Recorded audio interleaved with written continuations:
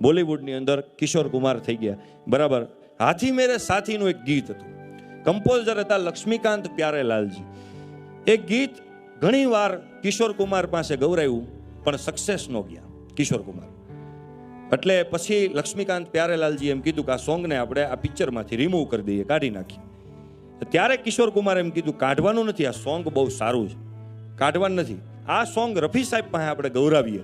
અને એ સોંગ રફી સાહેબ પાસે ગૌરાવ્યું અને સાહેબ એ સોંગ ઉપર હાથી મેરે સાથી આખું પિક્ચર હિટ થઈ ગયું. એક સોંગ ઉપર એ સોંગ નફરત કી દુનિયા કો છોડ કે પ્યાર કી દુનિયા મેં ખુશ રહેના મેરે યાર.